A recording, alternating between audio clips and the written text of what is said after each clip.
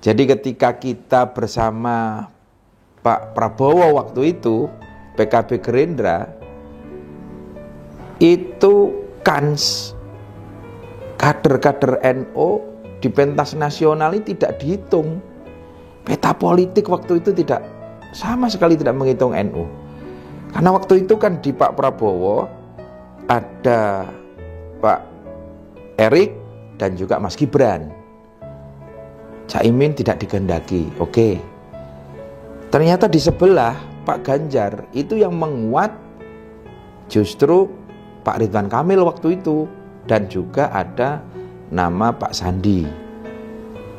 Sementara Pak Anies waktu itu dengan Pak AHY, maka tiga-tiganya ini tidak menghitung kader NU. Itu yang menjadi keprihatinan PKB waktu itu. Ini juga yang harus dipahami oleh masyarakat, karena hari ini banyak yang melesetkan. Awas perubahan nanti menjadi khilafah.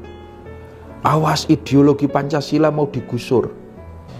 Karena bagi saya Gus Dur itu tidak hanya Dewan Suro atau pimpinan partai. Gus Dur bagi saya adalah orang tua sekaligus guru.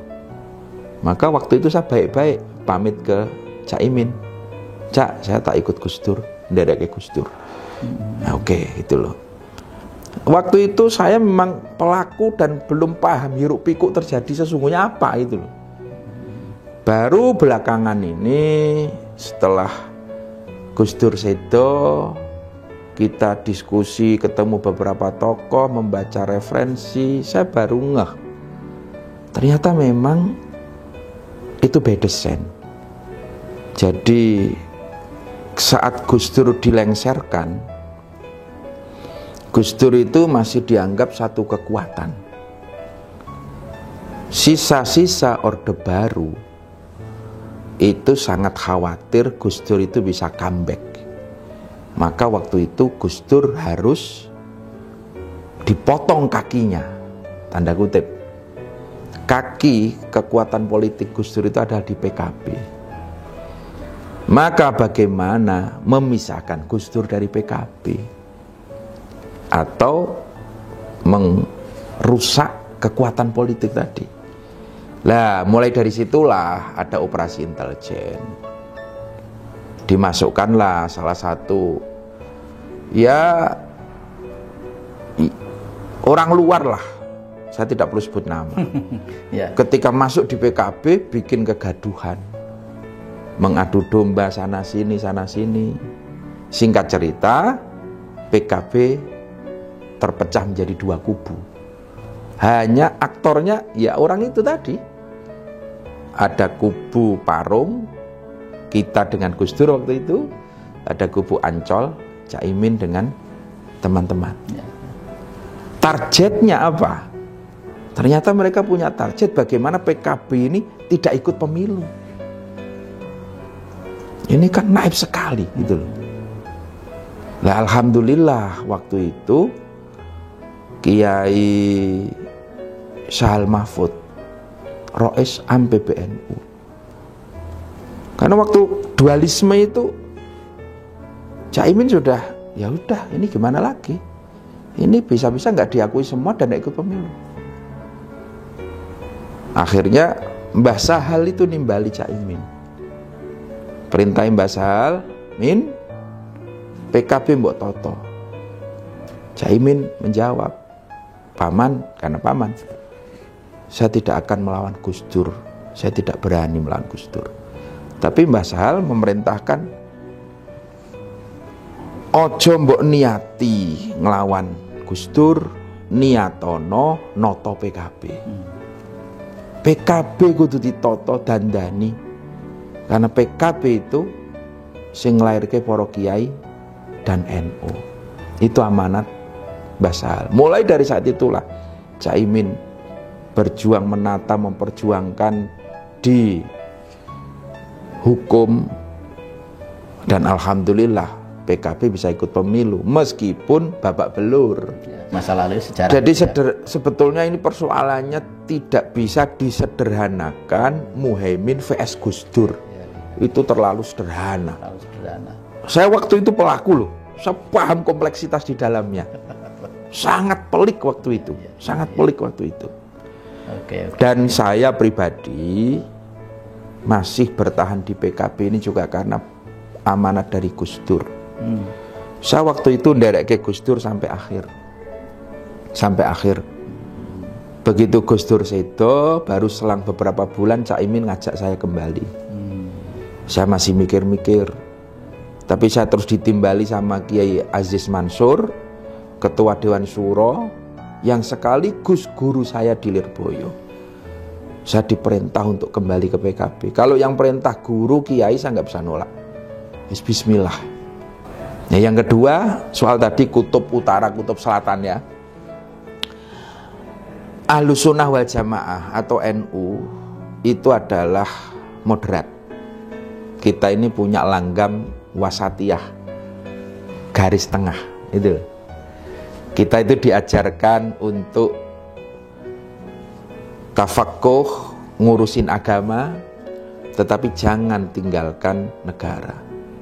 Bahasa sederhananya, kita ini Allahu Akbar, juga NKRI harga mati. Ini langgamnya NU. Karena Mbah Hashim meninggalkan hubbul waton minal iman. Cinta tanah air adalah bagian daripada iman. Maka kita di tengah-tengah. Nah, sementara ini ada kelompok kiri. Kelompok kiri ini ya lebih pada sifatnya keduniawian. Ada kelompok kanan yang hanya Allahu Akbar. Lah, para muasis dulu, kiai-kiai sepuh itu sudah mengajarkan NU itu harus bisa lentur. Mbah Wahab Hasbullah dulu pernah membawa NU masuk di Nasakom, nasionalis, agama dan komunis. Apakah ketika masuk Nasakom NU berubah menjadi komunis? Kan tidak. Justru NU bisa berdakwah di sana. Yang akhirnya apa? Keluarga, anak, cucunya, orang-orang abangan, bahkan komunis, akhirnya bisa kenal sholat, bisa kenal ngaji. Bahkan cucu-cucunya komunis hari ini sudah banyak yang banyak yang di pesantren. Itu kan hasil dari bergaul dengan Nasakom. Sementara Mbah Hashim Asy'ari pernah membawa NU ke Masyumi, Majelis Syuro Muslimin Indonesia. Itu kumpul dengan Wahabi, dengan kanan cingkrang-cingkrang. Tapi apakah begitu masuk ke kanan terus kita larut ideologinya menjadi Wahabi? Tidak. Justru yang kanan itu kita tarik ke tengah agar bisa menerima Pancasila, menerima NKRI.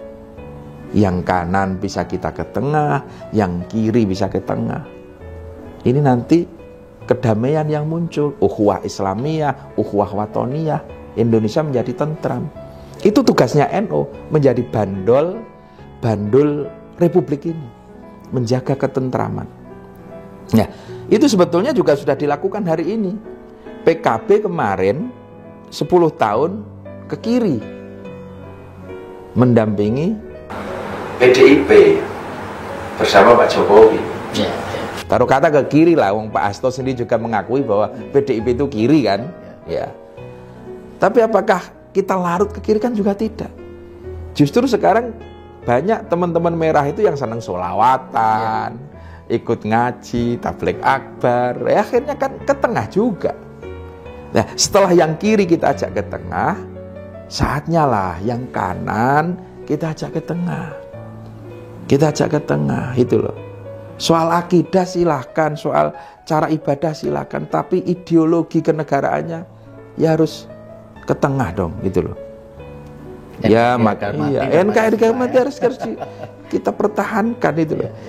Jadi kemarin ketika disambangi oleh Cak Imin ke kanan, alhamdulillah sudah mau ya halal waton, ya halal waton. Nah, ini kan akhirnya ke tengah. Ini harus dipahami, gitu loh. Saya minta kepada kader-kader NU ini, kita ini besar. Kita ini sudah ditanamkan akidah oleh para kiai-kiai kita. Maka kita harus percaya diri. Jangan menjadi santri, menjadi kader NU kok kita itu selalu ragu. Mau ke kiri takut, mau ke kanan takut. Cuman jedudut aja.